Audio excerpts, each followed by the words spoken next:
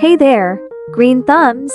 Today, we're going to explore the exciting world of indoor gardening without soil. So, let's dive right in. Did you know that you can grow plants indoors without using soil? That's right.